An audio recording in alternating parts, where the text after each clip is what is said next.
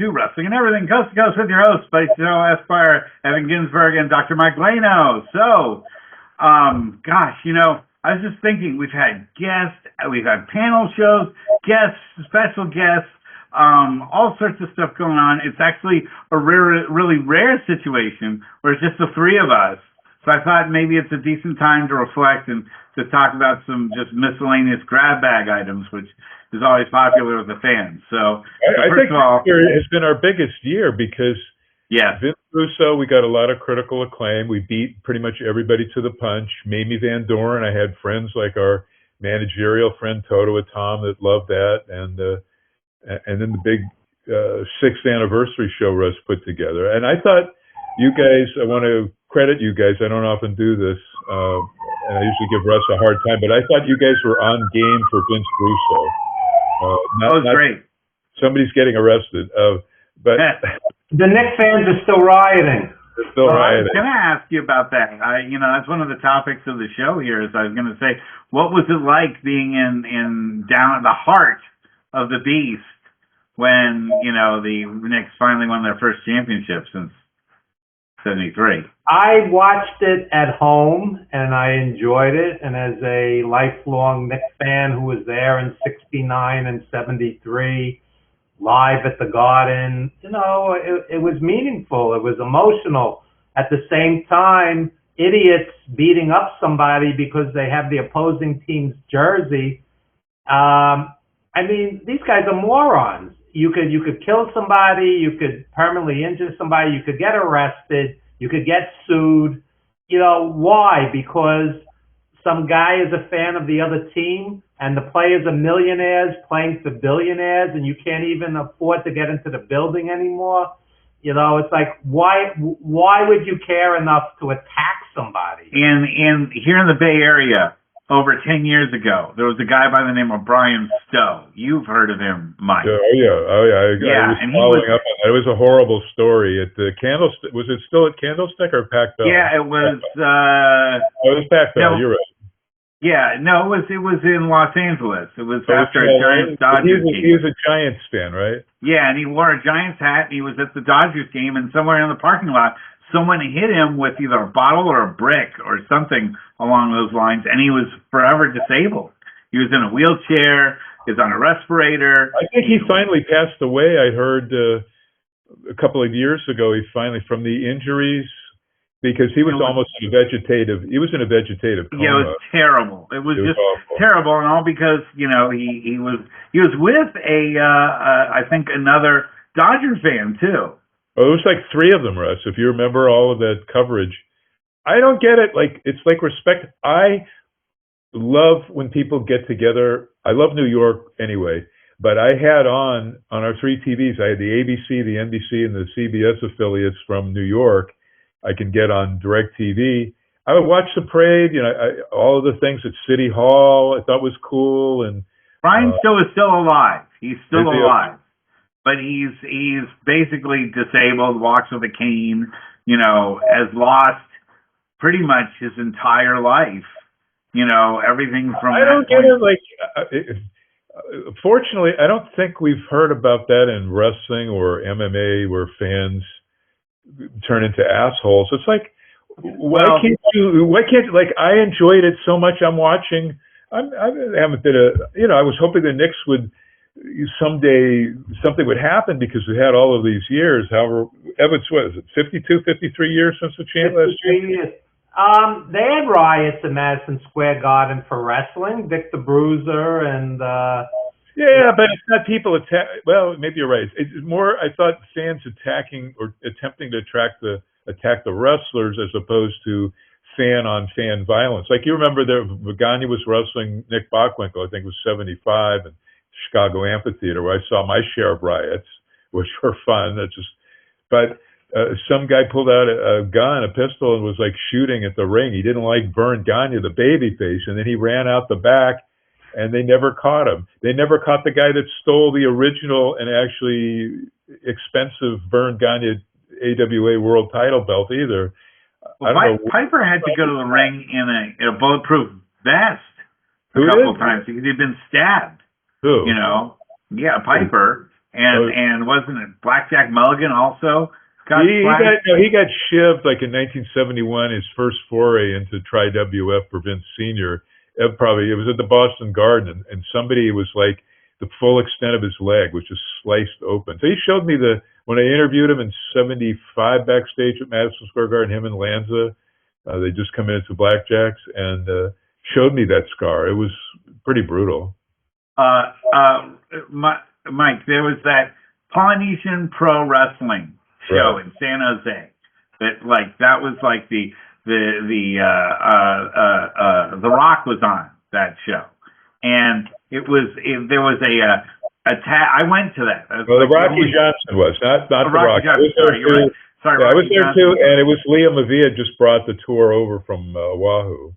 Right, and so there was a tag match between two Japanese guys and two cowboy guys. I forget their names, but a fan ran in to interfere in the match, and the cowboy guys were faces, and they just stood back and let the two Japanese guys absolutely work over this drunk guy. And the security just stood outside and waited for these two. And it wasn't one of those things where they did a suplex or something like that. They just put him on the ground and they just pound, kick. Just was like, a bar fight. And then they threw him outside the ring and then they arrested him. So they waited, but it was funny to see that the heels that everybody thought that that you'd think would be involved. They sat on the side and didn't touch the guy, and the two Japanese guys who were the faces just absolutely. One of whom was Kengo Kimura. They were New Japan guys. Those are interesting tours. Leah Maivia sadly stiffed X amount of wrestlers on that one, and in particular. Women who I won't name them, one of which is the late Candy Devine, who was a real sweetheart, who Randy Savage broke in and Lanny Poffo helped break in Candy. But she was stiffed and she's complaining to Leah, and Leah, both she and this other female wrestler of name, big name, told me that Leah said, if you guys don't shut up, I'll cancel your flights back home. So Leah, you contrast her with Ed Francis. I'll wrap this up. But Ed Francis was just a class. He was a wrestler. That's Russ Francis' father, right? Yeah. He promoted and was a classy guy from like the 1959 or 1960 through about 78 when Leah sort of aggressively took over the territory. And she had names, and Ed Francis was the father of Russ Francis. Right, and the other three NFL players, some of which, besides Russ, were in WrestleMania 2, that Battle Royal. But he lasted the longest. You look at this guy's cards. I know I bored Evan with this. One card I got to shoot, it was Terry Funk against the Sheik, double juice. Pedro Morales, who brought his Tri-WF World title, is teaming with Bobo with the U.S. title against Ray Stevens and Nick Bockwinkel with their AWA straps. That had never happened before. And you had like Moskowitz against Lonnie Main. It was just a stacked card, a Battle Royal, which was the first time Shohei Baba and Andre the Giant ever met. It's like 73, something like that. But Ed Francis was a class promoter. His shows were always stacked with guys either going to Japan, coming back. Anyway, back to that. So Leah had her share. She was lucky, like Kevin Sullivan booked until he got stiff, but he'd bring in Brody or the Sheik. There'd be New Japan talent. Russ, I'm sure you got to. How many cards? It was like 2 to 3 total Polynesian pros she brought into San Jose, right? I don't know. There was only one. There's only one show. They only put on one because I think it was a big money loser, and they didn't have another one. What was the venue and what was the crowd? I can't even remember anymore. It was the San Jose Convention Center, and it was probably about 2,000 to 3,000 showed up. The problem was your TV was on Financial News Network, which is kind of, not obscure, but it wasn't a real big one. And when you don't have local TV, she didn't have any UHF to my knowledge. No. So how did you hear about the show from Financial News? That's a really good question. I'm trying to think how I found out about it too. I think one of my friends may have seen it who lives down in the South Bay. Said, "Oh, you're a big wrestling fan. Don't you know there's a wrestling show that we're having?" And I mean, that was so rare for something like that to happen. And even though San Jose is about a 2.5 hour drive from my house, I went ahead and did it. Which I was name like, wrestlers? Which name wrestlers do you recall on it? So Rocky Johnson, The Rock. Rocky. yeah, Johnson. a lot of them I didn't know, but I'll tell you this: we managed to sit in the third row, right behind Professor Toru Tanaka. That was what was interesting. Was It he was just pretty much- standing? I don't even remember that. Was Yeah. Well, he was in the front row, and we were like 3 rows back, just like right behind him. And it's Well, like you he can't. lived in L.A. His real name was Charlie Kalani. Yeah, and let's put it this way: you can't miss Toru Tanaka in the audience. It's not like he's some guy that can like fit behind somebody else. He pretty much took up 2 chairs all by himself. You know what they call that? Evans probably heard this, the airport test. When you see somebody like that, or a Brock Lesnar, or Andre, I mean, that's the obvious, but the airport test, if they stand out from everybody else, they're a superstar or a wrestler.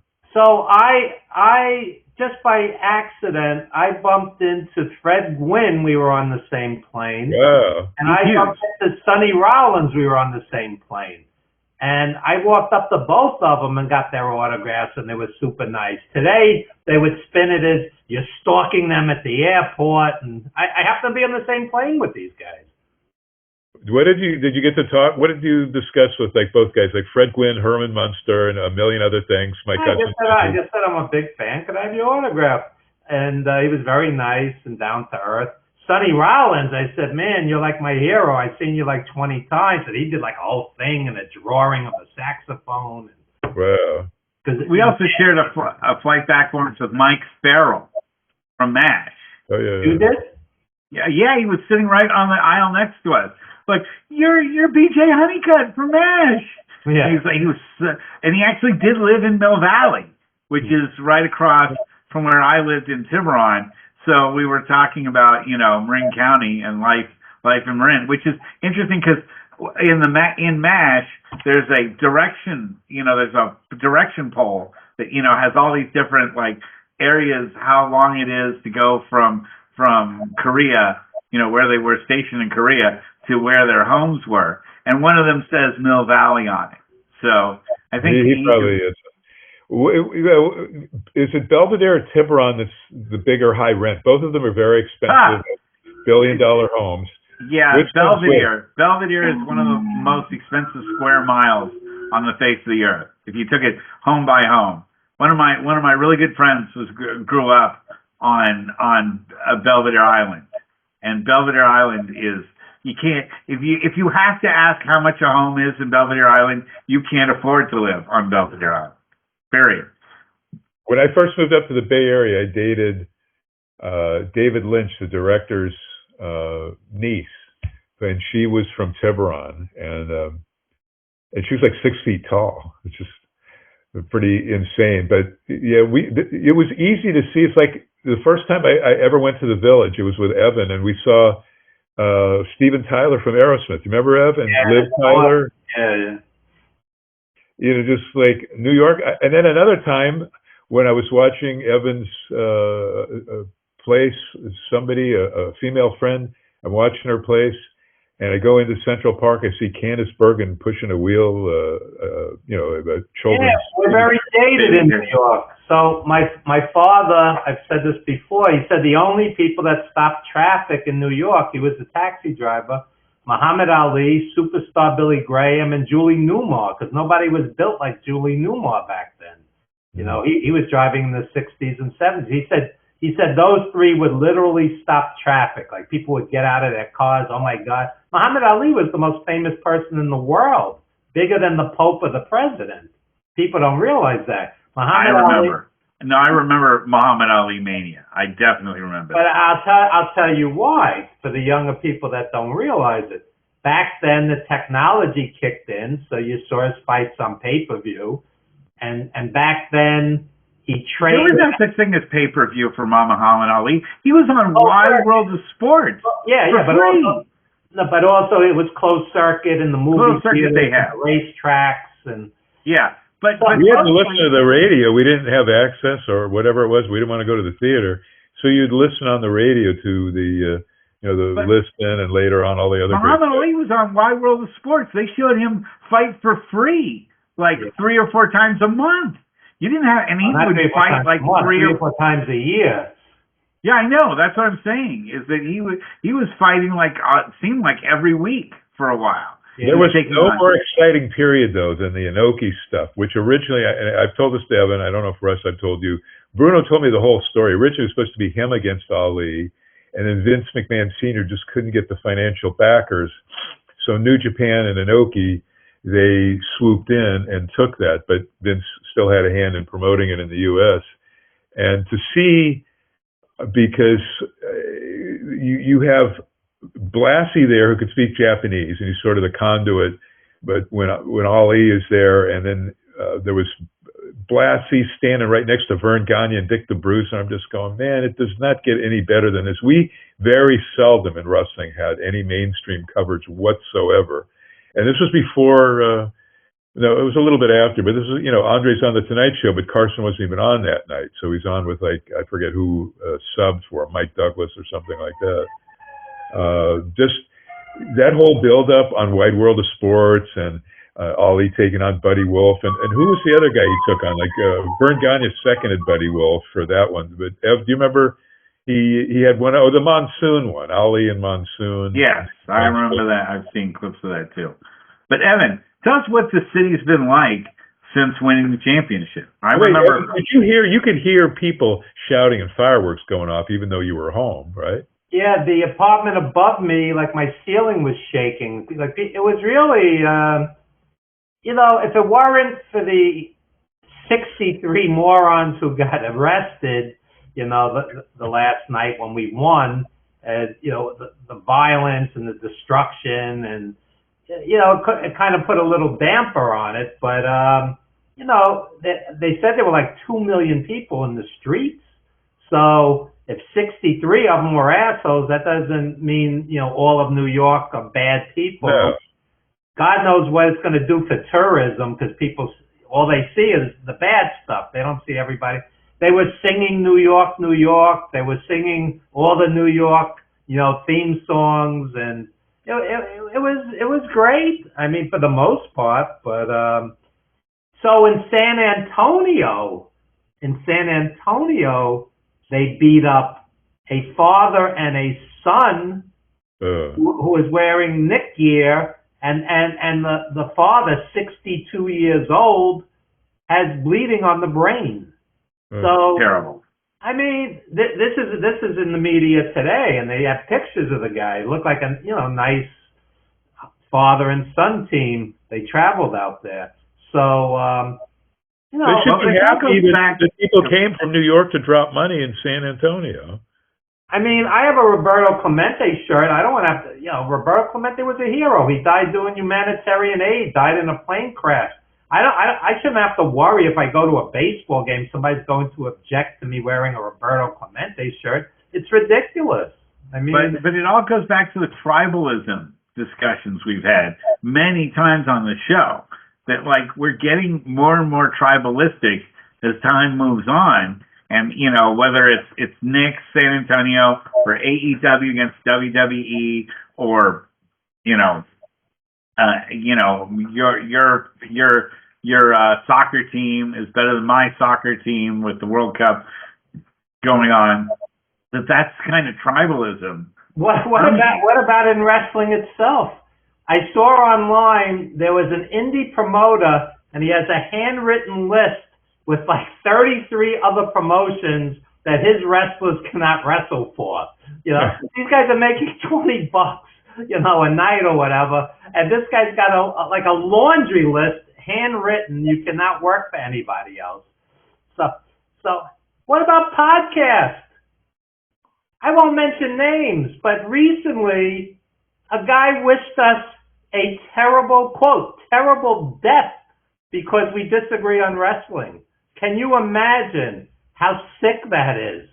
I mean, what was the wrestling aspect? I love all of wrestling. No, it's a podcast that doesn't like us because we disagree on wrestling. I'm a critic. Tribalism is just permeated everything. It isn't just wrestling. It seems like there's just this kind of if you aren't 100% with me on everything, then you're my worst enemy in the world and you must die. I mean, It's an on-off switch. It's like there is no middle ground. There is no like, hey, you know what? I like some of what WWE does. I like some of what AEW does. I like some of TNA. I just watched TNA the other night for the first time. It's one of the best shows, and it's basically a farm system. You know, you've got Evil from New Japan there. It's you constantly see it churning when they bring up kids to the roster, and it's so well done by Shawn Michaels. And I love AEW, and I love TNA. I did call into Tommy Dreamer's show and tried to make him feel, you know, better. I don't think there's a nicer guy with a bigger heart that he wears on his sleeve. He was, you know, released. The wording was came to an agreement with TNA, but they released Tessa Blanchard because she wouldn't pick AAA or excuse me CMLL over. Or she wouldn't pick TNA to work full time. You know, her big gig, both in terms of working dates and money, is CMLL Mexico. So they released her. They released Tommy Dreamer after 10 plus or minus, I think at least 10 years of creative. And so the guy's so passionate. And Sami Callihan, who was also in the booking. And, you know, that's their prerogative, but it just seems so callous in light of the way we talk and hear all this stuff about TKO or UFC and WWE, a ton of releases. And, and when they're released, people are, you know, as Evan. You get a stigma when you get released, you know, unless you're immediately on. There's a number of people that take, you know, glee in people being released, or they kick them while they're down, and they say, you know, oh well, you know, I sure hope you saved your money because you're never going to work in this town again. You know, Evan, you've seen those kinds of posts. It's harder because Tony Khan's not snapping up, you know, talent. He has such a deep roster. You know, everybody's super duper talented. I thought last night's Collision was pretty damn good. It was, you know, insane. The women's match. Don't tell me any results. I didn't see it yet. Well, okay, Mercedes Moné on Wednesday. That match was off the charts. Actually, was a good match. I don't know yet either. And then the tag. The only thing that's a little weird, and I'll probably have death threats, is why are you having a 6 versus 6 now in a cage at the pay-per-view next Sunday for AEW when there's three pay-per-views, NXT, WWE's, whatever theirs is called. I'm forgetting the names of these ones. But on the Dynamite 2 weeks before, they had all the same guys 6 versus 6 in a regular match, or, you know, it was an insane match. It was a great match, entertaining. I was surprised at the finish, but then I realized, oh, well, they're doing this at the pay-per-view, you know, the same guys, but in a cage. So, you know, that's sort of like you're fighting from underneath, and maybe the heels get an advantage in the cage. But then because you know, if one Fed picks a night to do a show, the other Feds are going to try to say, let's undercut that audience and put our show on the same time as theirs, and we'll make people choose who they love the most, you know, further tribalizing everybody. Wait, so we got AEW, we've got WWE's, I think NXT is on free TV. Doesn't TNA, they have their big show, Santana versus Nick Nemeth for the world title, where most think that Nemeth is going to go over.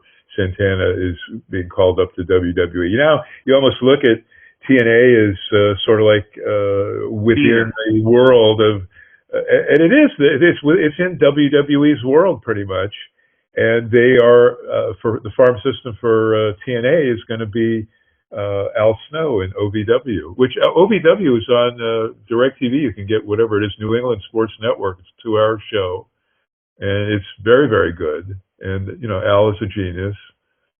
So Evan probably remembers. Well, he does.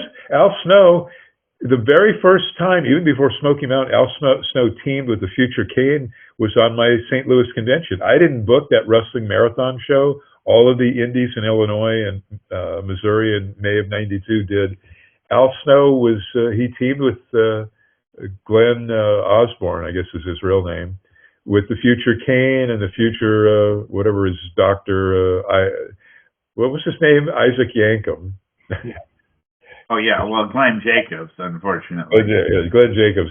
But Al was one of the fabulous kangaroos before that. The very last incarnation that Al Costello, who was an original from day one, managed. And this neighbor of mine where I used to live, down the road, he was the cousin, or the nephew, of Al Costello.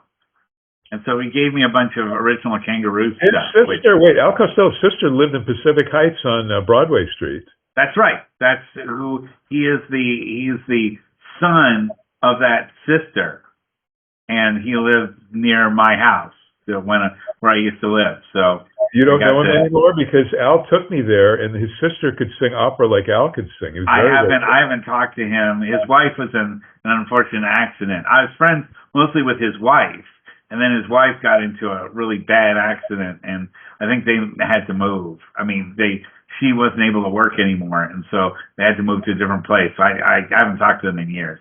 Evan might back me up because I don't know if Evan was had as much human contact with Al Costello. Al Costello, one of the nicest guys ever.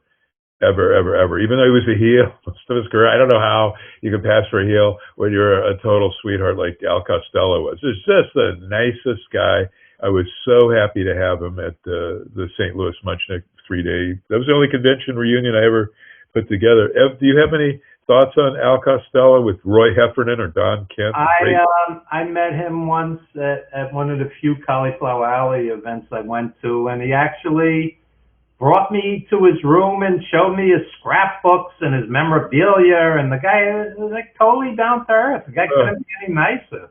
What a nice guy. Ivan Koloff, oh man, nice guy. Von Raschke, all these guys, and mostly the heels are super duper nice, and the faces at times can be, the opposite. Well, let me say something about the autograph thing, getting back to this. So, in the 1980s, which is now a long time ago, I was an avid autograph collector.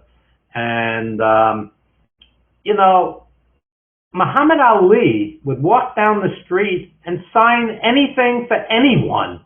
Muhammad Ali would go into Harlem, take money out of the bank and give it to the people walking down the street, $20 bills. Okay? So you got people today who, I will never sign an autograph outside of a signing where I sell it to you for 3 figures or whatnot. Never approach me. You're infringing on my personal time.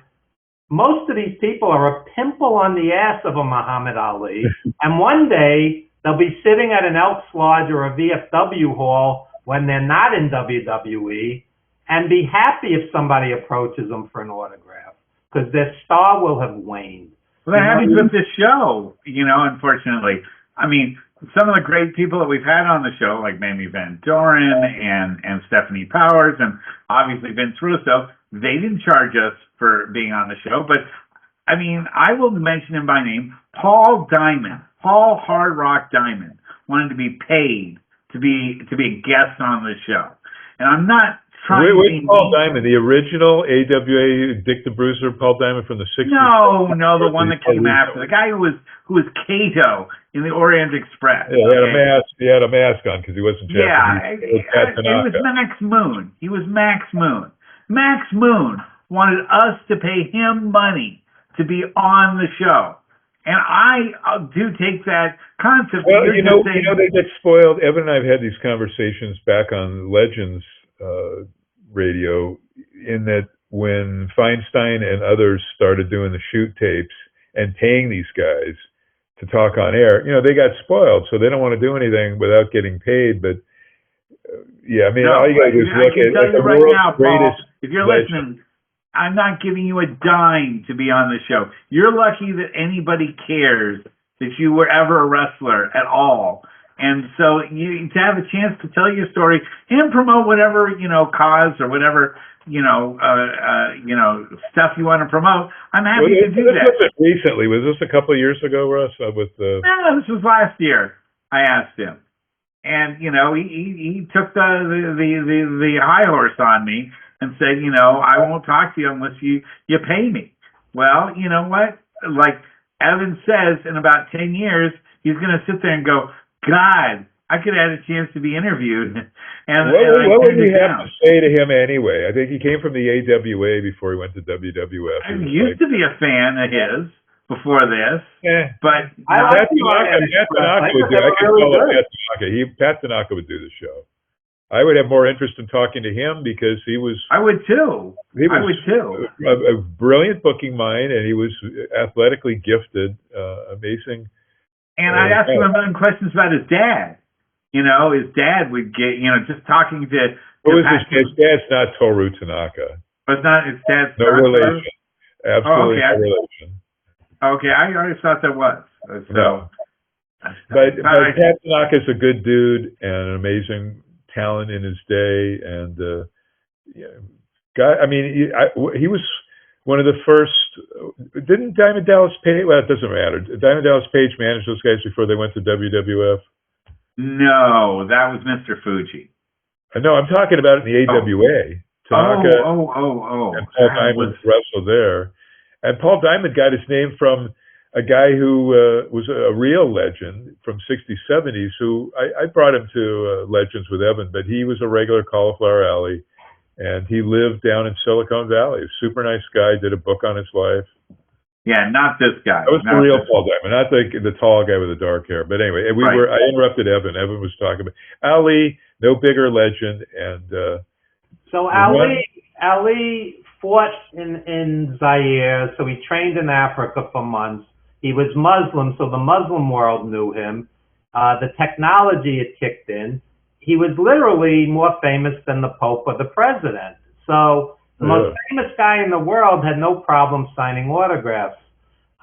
Jimmy Carter signed an autograph for me, the President of the United States. Wow. So a quote-unquote WWE superstar, do not approach me even outside an arena or whatnot. Come on. I mean, have a little humility. And look, the hardcore autograph collectors have lived this.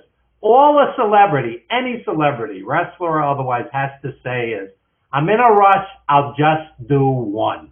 And that's how you make it quick and easy and simple. When you make it like a whole big thing, they assaulted me, they jumped on me. Of course, don't sit out there 3 a.m. outside somebody's house, or be at an airport 4 a.m. with 75 items. I'm not talking about that. Those guys are assholes. I'm not talking about that. I'm talking, as a fan paying top dollar for a ticket, you have every right to approach any celebrity and say, can I have your autograph? And they could say yes or no. They could say, I'll do one. I'll do all of them. I won't do any. Because it doesn't matter who you are, Evan. One day they will stop asking. And that the day they stop asking for autographs, it's a sad day. It's a sad day for you when nobody recognizes who you are anymore, and you've lost that celebrity. And certainly for wrestlers, that goes away. Well, put yourself in their place with paparazzi. I'm not talking about wrestlers so much as, say, actors and actresses. And now you have the TMZ and the 24/7. Tons of people. They know where you're going to be before you go there, and some who are kind of wannabes will sit outdoors at restaurants in Beverly Hills knowing that they're going to get paps to come and photograph them and blah, blah, blah. And they manipulate that to their advantage. But there are others like legends like, I'm sure Shirley MacLaine, that's why they get reclusive. A, they don't want their picture taken, now that they're 90 or 100. And B, they just don't want to put up with this shit. So I could see some of, but in wrestling, they're nowhere near like a Sidney Poitier or Muhammad Ali or anybody of huge global recognition. And I don't know. I mean, there's a couple, but so I've seen it the Hardys, like the Hardys, even if they get hit on at a supermarket or whatever, they'll sign and tell every last person. So there's the other opposite of what you were talking about. Sure. Now, I had another topic I wanted to bring up because it's Father's Day. And I wanted to bring up fathers in wrestling and fathers regarding wrestling. Evan and I have mentioned what our dad was like as far as wrestling goes, but you never mentioned it, Mike. What was your dad like? What was his opinion about wrestling? And did you ever go to any shows with him or anything like that? No, I never really knew my biological father. He and my mom split up. I met him once later when he was searching me out when I was like 15 and a half. But my grandfather he was the one that really raised me, and he was a screenwriter. The Courage of Lassie and Christmas in Connecticut, pretty famous movie with Barbara Oh, he wrote Streisand. Christmas in Connecticut. That That is. GCM always shows that. But he went to the Olympic back in the day and told me he saw Shemp and Jerome of the Three Stooges. That would be Curly, Mo Howard's two brothers, Shemp and Curly, at the Olympic, and other folks, Jack Benny and Bob Hope. But I dragged him a couple of times to shows before I got to ringside that I was shooting front row. Like, we had a tournament in like March or February of '73 at the Olympic Auditorium, and we had no idea. It was a 10-minute Broadway, Jack Briscoe and Terry Funk, and I was just going insane. And my grandfather goes, "This is an amazing match." He loved it. And I know, Evan, you went with your dad, didn't you, to wrestling? Throughout the 70s, my Yeah. dad died in 1980, so from 74 to 80, we went, 3-4 times a month. And it was very strange when he wasn't there anymore, not to be sitting with you. So, What were the venues besides MSG, which was affordable? Nassau Coliseum, Westchester County Center, and Sunnyside Gardens. They were all local. I mean, we went literally, like once a week between the four venues. And they were all dirt cheap. And it was a blue-collar thing. You could go all the time. Now, to get one ticket to a WWE show, it's a financial hardship for a lot of You us. probably add up all of the shows you went to from 74 to 80, put all those tickets together, and it would be like one front row seat at the WWE show. Hey, since it's Father's Day, I'd like to read something. This is relevant. This is a very, very short piece from my book. And this is from the book Wrestling Rings, Blackboards, and Movie Sets. This is called Ode to Our Everyday Heroes. On October 5th, 2014, I went to my dear friend Scott Wilson's daughter's wedding. Like so many parents, Scott woke up tired at the crack of dawn, going out in every weather imaginable to a place he'd rather not. The man put bread on the table, clothed, and eventually put his kids through college. That night, I saw a room full of joyous folk at the wedding who loved and respected Scott and his family. And the word that kept coming into my head was hero. Society will write a million hero-worshipping words about superstar athletes, singers, actors, and so on. Probably deservedly so. But what about the everyday Joes like Scott the building painter, who raised his kids right, who paid that mortgage and those property taxes, who get up each day and work hard and probably don't get the respect they deserve where they toil? And what happens when middle age kicks in and it only gets that much harder? To me, Scott Wilson is a selfless hero. He may not have hit or caught a baseball or shot a ball through a hoop, but he helped fill a room with happy folk who had only the kindest words to say about him and his family.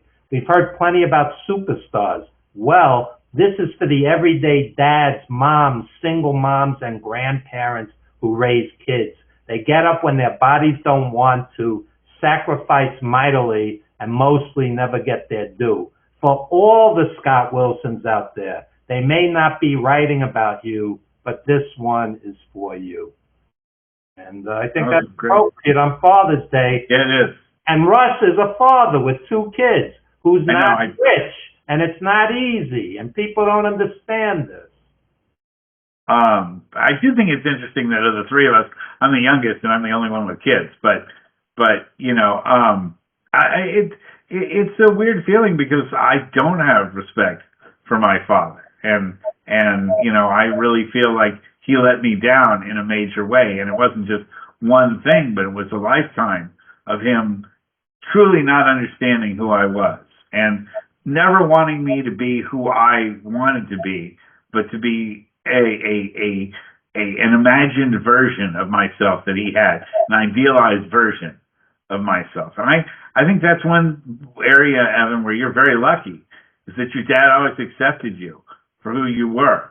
Never said, "Oh, I would love you more if you were something else." Yeah, quality time over quantity time, but he died at 57 when I was 20, which was not easy, believe me. No, and my dad died at 89. He should have died 20 years before that. Would have probably left a better You guys impression. were close. Ev, did your dad like the wrestling? He loved it. He loved it. And my father was a very funny guy, and his tombstone reads, "He made people laugh." And he loved Tolos. We would watch the LA taping, and he would just laugh because Tolos would cut these promos. And he loved the Valiants and Albano and the Wizard and Billy Graham, the funny guys, because these guys were funny. They were sharp and funny, like cool heels before it was like normal to be a cool Wait a minute, he must have loved Ernie Ladd, the promo. Ernie Ladd. You missed the birth of your mother and father. Don't miss this. You know, my father would just sit there laughing. It was like comedy to him. And then we would go to the Garden, and you know, the heat was off the charts, and he loved it. Yeah. Have you heard of a venue though? There was a venue I went to once, Rollorama, somewhere in New York. Yeah, that was in Brooklyn. That was a little tiny place, but yeah, I never went to that, or else it was on Long Island. I never went there. Yeah. Where was Sunnyside Gardens? Sunnyside Gardens is Sunnyside, Queens.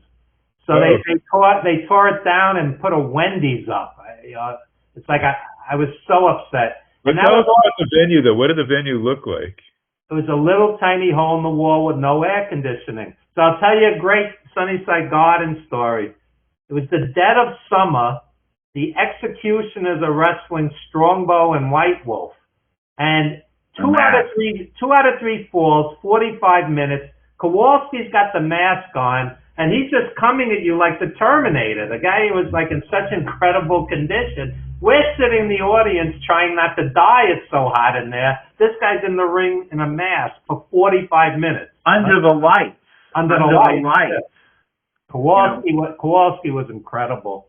People don't realize that when you're in the ring under the lights, that's another 10 to 20 degrees hotter than when you're sitting in the audience. Under the lights, under a mask. Yeah. You know, when Kowalski was in Los Angeles, have you know this? He asked Mike LaBelle if he could bring like his very first protege, very first guy he taught, Chuck Minton, who later became Big John Studd. Right. You know, Chuck O'Connor, when he got him up there. And this kid, he was gangly, he was very awkward and kind of clumsy. And Tolis, so he would job as a heel to Tolis and a babyface to Kowalski and a couple other guys he wrestled, even Billy Graham and Don Carson. And whoever thought he would become somebody like that? But the name they gave him was the Mighty Minton. Yeah. And it was, you know, to see this guy later on, and he was a nice guy, you know, did not like McMahon in his later days. He died young. I do have my one Big John Studd story. That watching him wrestle in the Oakland Coliseum Arena. Yeah, no, this is the WWE. This is the WWF at the time. Well, because earlier, when Shire retired, he worked on Gagne's cards. Yeah, but no, he teamed with Patera. You know, I forget who they faced. If it was he was fighting Gentleman George Wells. Do you remember Gentleman George Wells? African American guy. Yeah, and George Wells did a sunset flip over John Studd. He couldn't get him over. So he grabbed his pants, pulled them right down to his ankles, and John Studd potatoed George Wells for the rest of the match. It wasn't like fun little wrestling moves. It was him just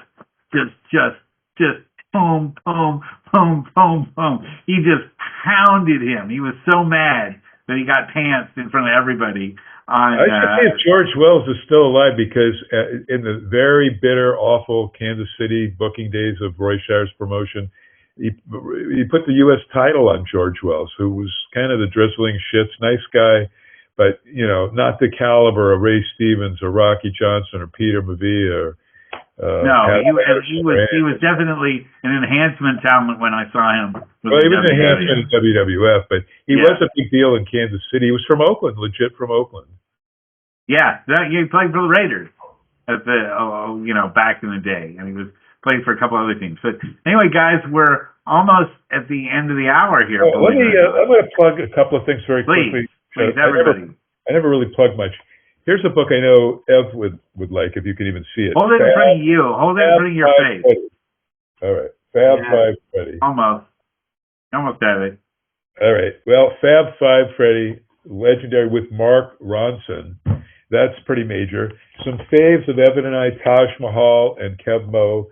They're on the cover of acoustic guitar. I know nobody can see that. That's crazy. And this book is brand new. I'm trying to get him to come on. He's a rock star in the Northeast. He just put out wrestler rankings from 1975 to 2025. And it's got pages from Pro Wrestling Illustrated, which I've been with as a writer, photographer, a jillion years. You gotta get that guy on the show. How can I get? Yeah, I want to have him on the show. He just did Busted Open. There it is. It's the new hot book out. It's available through Amazon, and it is something fantastic. You know, the back cover. It's got all the guys who are the big cover boys for. Well, I still, because he was the guy I worked for, Stanley Weston, not the Aftermags, but Bruno, Moscaris, Sheik. They were the big guys on the mag covers. You know, Pro Wrestler, the Inside Wrestling, the Wrestler, and Pro Wrestling Illustrated came way later, PWA. So there's my plugs. Evan, go ahead. Check out my books, Wrestling Rings, Blackboards, and Movie Sets, as well as Grindhouse, Odd House, and Wrestling Flicks. We do a deep dive into wrestlers and films and wrestling films. ProWrestlingStories.com, senior editor. We just transcribed our interview with Vince Russo for them. And yeah, check out the Vince Russo interview that we did last week right here on our show. I think you'll enjoy it. And, the guy's a likable guy, whether you like style of He's booking or super not. knowledgeable, yeah. Great guy. He's a fellow Giants fan. Yes. Yeah, So, check out that interview. And, I second the motion on how good the Wrestling Blackboards book is, and you gave just a great sample of it right there on our show. Look, how can you not? Everything guys like is in Evan's book. It's a really fun book. And it's not just wrestling. It's called Wrestling Rings because as an agent, I tell the backstory of the making of the wrestler. Blackboards as a teacher, I have some teaching stories in there. And movies such as working on 350 Days and The Wrestler and other films. Yeah, but the story that you just told about Scott has nothing to do with any of those things. It has to do with about being a wrestling historian, which I didn't mention, but yeah. But that's about being a human being, and I think that's what's great.